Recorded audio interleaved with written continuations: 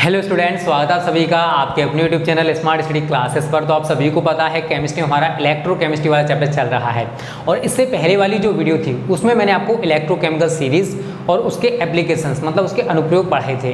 तो उम्मीद करता हूँ वहाँ तक आपको सब कुछ क्लियर हो गया होगा।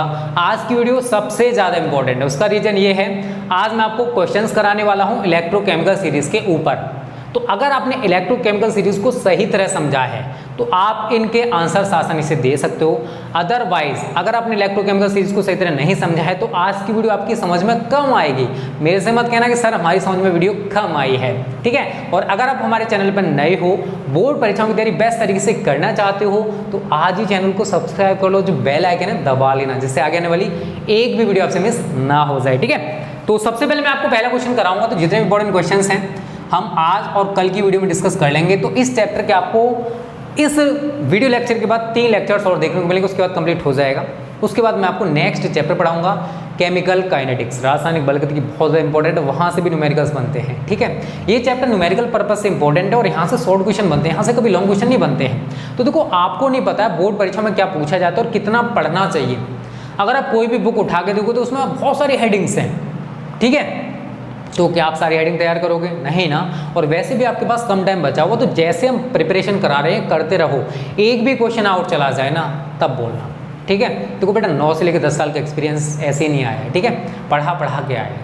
यूट्यूब पर तो खैर हम ये भी 2 सालों से आए हैं, बट उससे पहले भी मैं अपनी ऑफलाइन कोचिंग चलाता था, ठीक है। तो आज हमारा पहला क्वेश्चन है, जिंक तनु सल्फ्यूरिक अम्ल से क्रिया करके हाइड्रोजन गैस मुक्त करता है। जिंक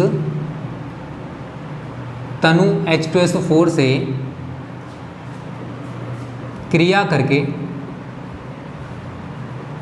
हाइड्रोजन गैस मुक्त करता है, लेकिन कॉपर ऐसा नहीं करता, क्यों? कॉपर ऐसा नहीं करता क्यों? देखो इस टाइप से क्वेश्चन आता है बोर्ड परीक्षा में और 2 अंक का सवाल होता है और आसानी से आप इसके जवाब दे सकते हो, ठीक है। आप आंसर कैसे लिखोगे? एक चीज़ यहाँ पर हमें 3 चीज़ें दिखाई दे रही हैं।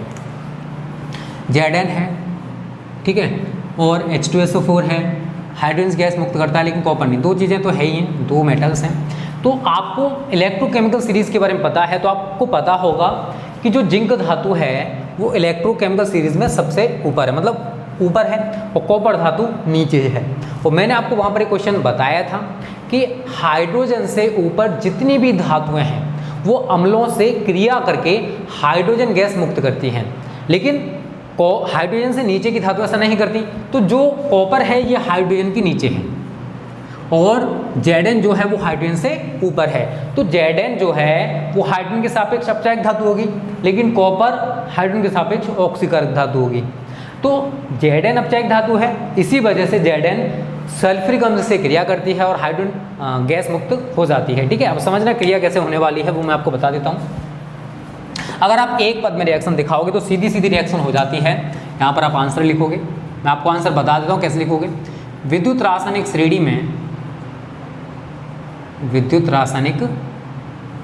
श्रेणी में जिंक धातु हाइड्रोजन से ऊपर स्थित है, हाइड्रोजन से ऊपर स्थित है, इसलिए जिंक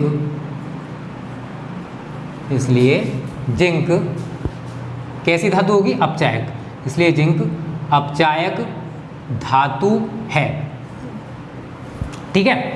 आगे लिखोगे जिंक तनु H2SO4 से क्रिया करके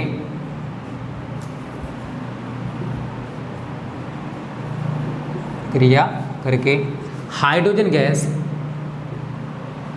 मुक्त करती है, ठीक है, धातु है, मुक्त करती है। अब देखो इसमें आगे क्या लिखो स्टूडेंट वो मैं आपको बता दूं। देखो पहले तो यहाँ पर आप सिंगल रिएक्शन दिखा सकते हो। रिएक्शन कैसे होगी? जिंक जो है वो H2SO4 से क्रिया कर रहा है और क्रिया करके ZnSO4 मतलब जिंक सल्फेट बन रहा है और हाइड्रोजन गैस आपकी मुक्त हो रही है, ठीक है। एक पद में तो आप ऐसे रिएक्शन को दिखा सकते हो। अगर आप इसे तोड़कर देखना चाहते हो तो कैसे देखोगे? देखो जिंक धातु यहाँ पर अपचायक धातु है, तो जिंक क्या करेगी, आयंस में विभक्त हो जाएगी। Zn ये टूटेगा Zn++ और 2 इलेक्ट्रॉन्स में, ठीक है। उसके बाद हमने क्या ले रखा है पर सल्फ्यूरिक अम्ल H2SO4, तो ये विभक्त हो जाएगा स्टूडेंट आपका 2H+ आयन, ये वाले अलग हो जाएंगे और सल्फेट आयन अलग हो जाएंगे, ठीक है, प्लस SO4 माइनस आयन, ठीक है। यहाँ तक समझ में आ रहा है। उसके बाद क्या होने वाला है, देखो ये जो Zn++ है ये इन्हें कनेक्ट करेगा, Zn++ प्लस SO4 माइनस क्या बनेगा, ZnSO4, क्या बन जाएगा, ZnSO4। और ये जो आयंस हैं हाइड्रोजन आयन, ये इनको ग्रहण कर लेंगे, तो 2H+ plus 2 electrons is given you H2 hydrogen gas. अगर हम इस रिएक्शन को कॉम्बिनेट करके लिखें, एक साथ लिखें, तो किस तरीके से लिखेंगे वो मैं आपको बता दूं। देखो स्टूडेंट, हमने ये 4 पद किए हैं, ठीक है, ये 4 पद यहाँ से यहाँ तक हुए हैं। अब समझने का प्रयास कीजिए आप सभी। देखो ये आयंस आपस में कैंसिल, ये सल्फेट आयन इससे कैंसिल, ठीक है, 2H+ आयन इससे कैंसिल, 2 इलेक्ट्रॉन्स इससे कैंसिल। अब क्या बचा, Zn+H2SO4, Zn+H2SO4 is given you ZnSO4 plus H2। होगी रिएक्शन खत्म। यही रिएक्शन तो मैंने ऊपर दिखाई थी, बताओ सेम रिएक्शन है या नहीं, इसमें कोई चेंज किया मैंने, नहीं किया। तो देखो जो धातु हाइड्रोजन से ऊपर है वो किसी भी अम्ल से क्रिया करेगी। यहाँ पर सल्फ्यूरिक अम्ल है, हो सकता है हाइड्रोक्लोरिक अम्ल हो सकता है नाइट्रिक अम्ल हो। तो जितनी भी धातुएं हाइड्रोजन से ऊपर स्थित हैं इलेक्ट्रोकेमिकल सीरीज में, वो अम्लों से क्रिया करके हाइड्रोजन गैस मुक्त करती हैं। आगे लिखना चाहते हो तो लिख सकते हो, इसके नीचे लिख लेना एक लाइन, विद्युत रासायनिक श्रेणी में कॉपर हाइड्रोजन से नीचे स्थित है, इसलिए यह एक ऑक्सीकारक धातु है और यह सल्फ्यूरिक अम्ल से क्रिया करके हाइड्रोजन गैस मुक्त नहीं करेगी या नहीं कर सकती है। हाइड्रोजन से नीचे के धातुएं अम्लों से क्रिया नहीं करेंगी और ना ही हाइड्रोजन गैस मुक्त होगी। तो हम यहाँ पर इस रिएक्शन को कुछ इस प्रकार से भी दिखा सकते हैं, Cu+H2SO4। क्या ये रिएक्शन पॉसिबल है? बिल्कुल पॉसिबल नहीं है, क्योंकि जो कॉपर धातु है वो हाइड्रोजन से नीचे स्थित है, इसी वजह से वो सल्फ्यूरिक अम्ल से क्रिया नहीं करेगी। तो हम कह सकते हैं कि ये क्रिया पॉसिबल नहीं है। क्लियर है? तो ये हमारा पहला क्वेश्चन हो गया कंप्लीट। जल्दी से स्क्रीनशॉट ले लो और उम्मीद करता हूँ आपको क्लियर हो गया होगा। ठीक है, अब आगे बात करते हैं अगले क्वेश्चन की। अच्छा क्वेश्चन है, ये भी पूछा जा सकता है, इसको मिटा देते हैं हम। ठीक है, समझ में आ रहा है ना? तो बता देना, अगर कोई दिक्कत हो तो कमेंट कर देना। देखो इलेक्ट्रोकेमिकल सीरीज के ऊपर ही आधारित हैं ये सारे क्वेश्चंस, इसी वजह से मैंने आपसे बोला था कि इलेक्ट्रोकेमिकल सीरीज प्रिपेयर कर लेना। कम से कम मैं 10 क्वेश्चंस आपको कराऊंगा, कुछ आज कराऊंगा कुछ कल कराऊंगा। ठीक है, तो 10 क्वेश्चंस में से आपको 1 या 2 क्वेश्चन बोर्ड परीक्षा में भी देखने को मिल जाएगा यहीं से, उसी टाइप के क्वेश्चंस मैं आपको कराने वाला हूँ। ठीक है, तो सेकंड क्वेश्चन है आज का, क्वेश्चन नंबर 2। पहले पढ़ लेते हैं। कॉपर सल्फेट के विलयन में जिंक चूर्ण मिलाने पर कॉपर सल्फेट से नीला रंग क्यों लुप्त हो जाता है? तो पहले क्वेश्चन को लिख लेते हैं। कॉपर सल्फेट के विलयन में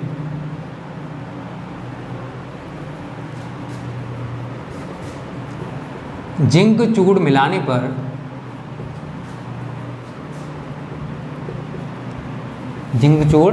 पर कॉपर सल्फेट से नीला रंग क्यों लुप्त हो जाता है? क्यों लुप्त हो, अच्छा सवाल है, 2021 में पूछा जा सकता है। ठीक है, लुप्त हो जाता है और कई बार पूछा भी गया है। तो इसका आंसर मैं आपको बताऊंगा ऐसा क्यों होता है। तो कुछ स्टूडेंट, कॉपर सल्फेट का जो कलर है ब्लू कलर क्यों होता है? क्योंकि कॉपर सल्फेट में कॉपर आयंस होते हैं और इन्हीं कॉपर आयंस की वजह से जो कॉपर सल्फेट है उसका जो कलर है वो नीला होता है। अगर जिंक चूर्ण से हमने इसकी क्रिया करा दी तो क्या होगा, समझना आप। देखो Zn जो है, आप सभी को पता है स्टूडेंट, ये अपचायक धातु है और आप ऐसे भी कह सकते हो कि Zn जो है वो कॉपर से ऊपर स्थित है, इसी वजह से Zn जो है वो कॉपर सल्फेट से क्रिया करेगी और हमें जिंक सल्फेट प्राप्त होगा और कॉपर धातु मुक्त हो जाएगी। अब समझने का प्रयास करना। Zn टूटेगा Zn++ प्लस 2 इलेक्ट्रॉन्स में और जो कॉपर सल्फेट, जो आपको कॉपर सल्फेट दिखाई दे रहा है स्टूडेंट, ये कॉपर सल्फेट आपका टूट जाएगा Cu++ plus SO4 minus minus में। अगर देखो कॉपर आयन यहाँ पर दिखाई दे रहा है आप सभी को, इन्हीं की वजह से कॉपर सल्फेट का जो कलर है वो नीला होता है। बट होने क्या वाला है, ये जो कॉपर आयंस हैं ये इन इलेक्ट्रॉनों को करेंगे ग्रहण, इन इलेक्ट्रॉनों को करेंगे ग्रहण। तो Cu++ plus 2 electrons is given you Cu। तो आयंस तो खत्म हो गए, अब आयंस तो खत्म हो गए। आप सभी देख रहे हो कि ये जो आयंस हैं इन्होंने इलेक्ट्रॉन्स को कर लिया एक्सेप्ट, इलेक्ट्रॉन्स को कर लिया ग्रहण। तो क्या आप आयन बचे? नहीं बचे। तो आप इसी रिएक्शन को कॉम्बिनेट करके लिख सकते हो, ठीक है। तो आपके ये कॉपर आयन से कॉपर आयंस कैंसिल, इलेक्ट्रॉन से इलेक्ट्रॉन कैंसिल, बची हुई रिएक्शन को कॉम्बिनेट कर दो तो Zn plus CuSO4 is given you. Zn plus plus इसके साथ कनेक्ट हो जाएगा तो क्या बन जाएगा ZnSO4 प्लस Cu। तो ये आपका बन गया जिंक सल्फेट। तो अब एक चीज़ बताओ, क्या इसमें कॉपर आयंस उपस्थित होंगे? नहीं होंगे। तो जब कॉपर आयंस है ही नहीं तो विलयन का कलर नीला कैसे रह सकता है? ठीक है, तो आप यहाँ पर क्या लिखोगे वो मैं आपको थ्योरी बता दे रहा हूँ, और ये है आपका जिंक। तो आप लिखोगे कि विद्युत रासायनिक श्रेणी में जिंक धातु कॉपर धातु से ऊपर स्थित है, इसलिए जिंक धातु Zn++ आयंस में और इलेक्ट्रॉन्स में टूट जाती है। और कॉपर सल्फेट से जो हमें कॉपर आयंस प्राप्त होते हैं जिनकी वजह से इसका कलर नीला है, वो कॉपर आयंस इलेक्ट्रॉन्स को ग्रहण करके कॉपर धातु में परिवर्तित हो जाते हैं और जो विलयन का कलर नीला था वो नीला रंग समाप्त हो जाता है। क्लियर है? और इस रिएक्शन को दिखा देना, आपका आंसर पूरा हो जाएगा। बस समझने का प्रयास करो। फिर मैं आपको बता रहा हूँ, देखो मैं बता दूंगा, मैं लिखवा दूंगा, बट उससे कुछ नहीं होने वाला। आप खुद भी कुछ चीज़ें किया करो। क्या लिखोगे? विद्युत रासायनिक श्रेणी में जिंक धातु कॉपर धातु से ऊपर स्थित है, इसलिए जिंक धातु। और आगे क्या लिखोगे? कॉपर सल्फेट का नीला रंग कॉपर आयन की वजह से होता है, लेकिन कॉपर आयन इलेक्ट्रॉनों को ग्रहण करके कॉपर धातु में परिवर्तित हो जाते हैं, इसी वजह से कॉपर सल्फेट का नीला कलर समाप्त हो जाता है जिंक चूर्ण को मिलाने पर। तो ये आपका आंसर हो जाएगा खत्म। ठीक है, चलो कोई दिक्कत नहीं, यही आपका आंसर लिखा हुआ है। ठीक है, यहाँ तक तो सब कुछ क्लियर है, किसी कोई दिक्कत नहीं होगी? फिर एक बार बता दूं, चलो कोई दिक्कत नहीं। देखो विद्युत रासायनिक श्रेणी में जिंक धातु कॉपर धातु से ऊपर स्थित है, ठीक है। इसी वजह से Zn, आप ये भी लिख सकते हो, Zn जो है वो Zn++ वह 2 इलेक्ट्रॉन्स में टूट जाएगा। कॉपर सल्फेट का नीला कलर कॉपर आयन की वजह से होता है, ठीक है। कॉपर सल्फेट का नीला कलर किसकी वजह से होता है? कॉपर आयंस की वजह से। और कॉपर आयन जो हैं वो इन इलेक्ट्रॉनों को ग्रहण करके कॉपर धातु में परिवर्तित हो जाते हैं, इसी वजह से विलयन का जो नीला रंग है वो समाप्त हो जाता है। ठीक है, तो इस तरीके से आप आंसर लिख लेना। समझ में आ गया होगा, बस तरीका समझ लो मैंने कैसे बताया है। स्क्रीनशॉट ले लो जल्दी से। दूसरा क्वेश्चन भी आपको हो गया कंप्लीट। ठीक है, बहुत ही अच्छा सवाल है, पूछा जा सकता है, आप तैयारी कर लेना, मैं आप सभी के साथ हूँ, टेंशन मत लो। ठीक है, तो 3 लेक्चर्स और देखने को मिलेंगे और लास्ट लेक्चर वो होगा जो आप सभी कहोगे कि सर इस चैप्टर में ये टॉपिक्स और पढ़ा दो। ठीक है, कोई दिक्कत नहीं, तो जैसे आप बोलोगे वैसे ही पढ़ाया जाएगा। मैं अपने तरीके से पढ़ाना नहीं चाहता कभी भी, बट देखो आप अगर कहोगे कि पूरा chapter sir A to Z headings कराओ, तो यार ये तो कोई भी नहीं करा सकता। यूट्यूब पे क्या, ऑफलाइन कोचिंग में भी नहीं कराएगा। उसका रीज़न होता है, देखो सिलेबस है बहुत ज़्यादा। अगर आप A to Z हेडिंग्स पर डिस्कस करोगे तो बहुत टाइम चला जाएगा।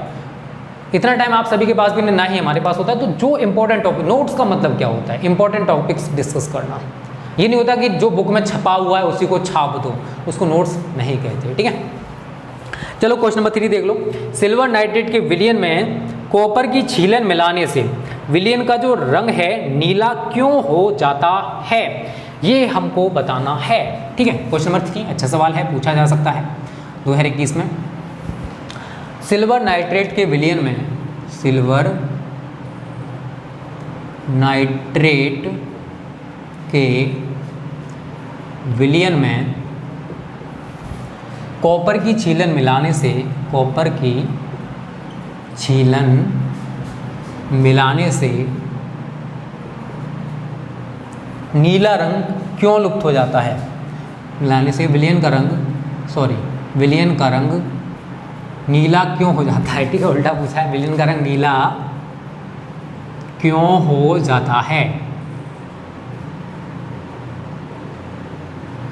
अब देखिए आंसर आप कैसे लिखोगे वो समझ लो पहले।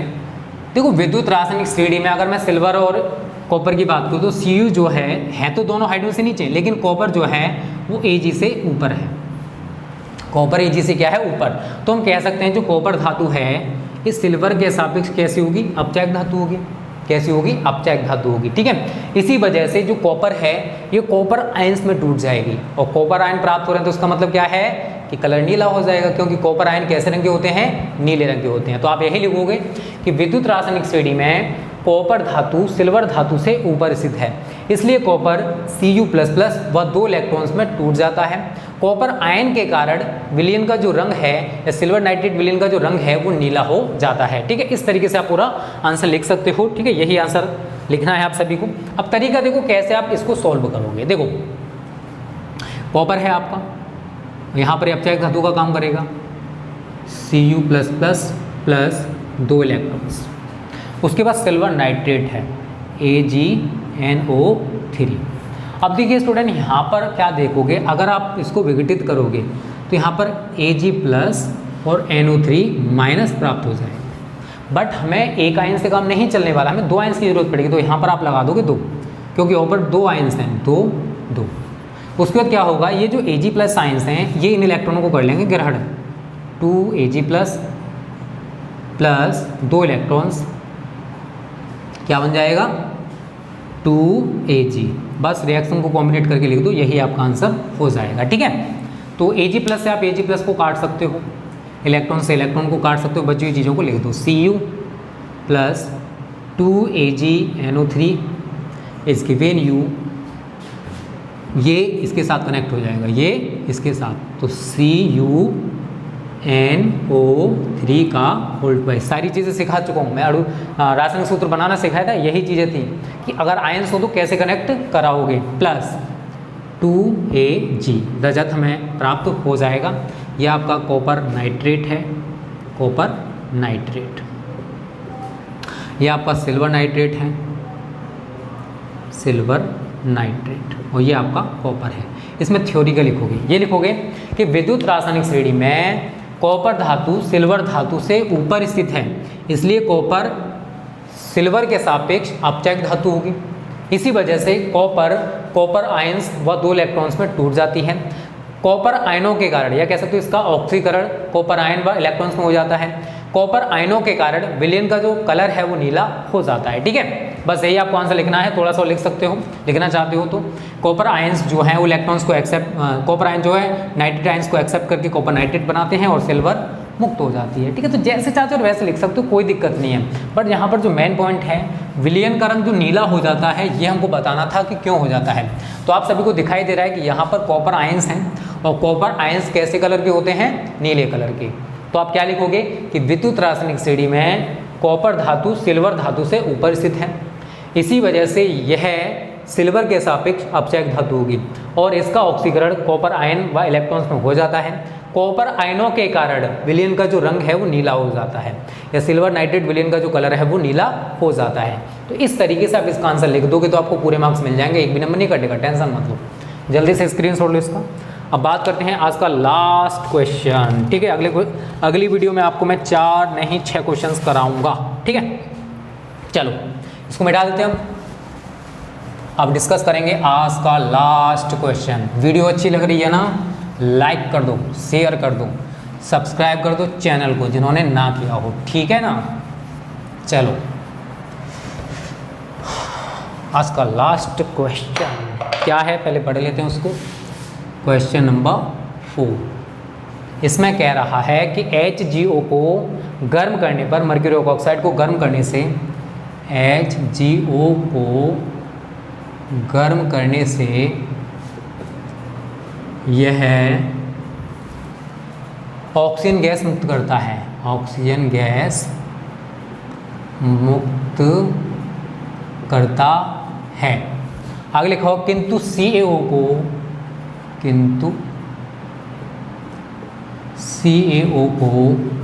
गर्म करने से यह O2 गैस मुक्त नहीं करता। ठीक है ना। अब समझने का प्रयास करना। देखो मैंने इसका आंसर आपको बता दिया था जब आपको मैंने इलेक्ट्रोकेमिकल सीरीज के अनुप्रयोग बताए थे, फिर भी एक बार समझ लो। मैंने वहाँ पर बताया था कि जो धातुएं हाइड्रोजन से ऊपर स्थित हैं उनके ऑक्साइडों को गर्म करने पर वो ऑक्सीजन गैस मुक्त नहीं करते, लेकिन जो धातुएं हाइड्रोजन से नीचे स्थित हैं उनके ऑक्साइडों को अगर हम गर्म करेंगे तो वो जो हैं ऑक्सीजन गैस मुक्त करते हैं, बताया था ना। और अगर आप HgO और CaO को देखोगे तो जो Hg है वो हाइड्रोजन से नीचे है, इसी वजह से इसका जो ऑक्साइड होगा अगर आप उसे गर्म करोगे तो ये ऑक्सीजन गैस मुक्त करेगा, इट्स पॉसिबल। तो 2HgO is given you 2Hg plus O2, ये पॉसिबल है, but 2CaO is given you गर्म करने पर, ठीक है। तो ये पॉसिबल नहीं है कि 2Ca बन जाए प्लस O2 बन जाए, ये इज नॉट पॉसिबल। ये सेकंड रिएक्शन हमारी पॉसिबल नहीं है। उसका रीजन मैं आपको बता ही चुका हूँ कि जो धातुएं हाइड्रोजन से नीचे स्थित हैं उनके ऑक्साइडों को गर्म करने पर वो ऑक्सीजन गैस मुक्त करते हैं, लेकिन जो धातुएं हाइड्रोजन से ऊपर स्थित हैं उनके ऑक्साइडों को गर्म करने पर ऑक्सीजन गैस मुक्त नहीं होती है। तो HgO की बात करें तो आप लिख सकते हो, लिखना चाहते हो तो विद्युत रासायनिक श्रेणी में हाइड्रोजन से नीचे है Hg, इसी वजह से HgO को गर्म करने पर यह ऑक्सीजन गैस मुक्त करता है। लेकिन Ca विद्युत रासायनिक श्रेणी में हाइड्रोजन से ऊपर स्थित है, इसलिए CaO को गर्म करने से ऑक्सीजन गैस मुक्त नहीं होगी, ठीक है। ये आपका आंसर हो जाएगा। और उसके बाद ये दोनों पॉइंट्स दिखा देना, आपको पूरे मार्क्स मिल जाएंगे। अगर 2 नंबर का सवाल है तो 2 नंबर एग्जामिनर काटेगा नहीं, क्योंकि सबसे ज़्यादा चीज़ जो मेन थी वो आपने ये दिखा दी है। इसी पर ज़्यादा फोकस करना। मैं सभी की वैसे रिएक्शंस बता चुका हूँ, और आपको देखो अगर कहीं पर देखोगे मॉडल में अनसोल्ड में शायद ही रिएक्शंस इस तरीके से दे रखे होंगे जिस तरीके से मैंने तोड़कर बताई हैं, ठीक है। तो स्टूडेंट ये 4 क्वेश्चन बहुत ज़्यादा इंपॉर्टेंट है, इनकी तैयारी अच्छे से कर लेना। और किसी भी क्वेश्चन में कोई भी डाउट हो कमेंट कर देना, क्योंकि नेक्स्ट वीडियो इसी से रिलेटेड आएगी। तो अगर आपकी क्वेरी है तो उसको हम सॉल्व करने का प्रयास करेंगे। तो वीडियो कैसी लगी कमेंट कर देना, अच्छी लगी लाइक कर देना, शेयर कर देना। Okay, thank you. जय हिंद, जय भारत।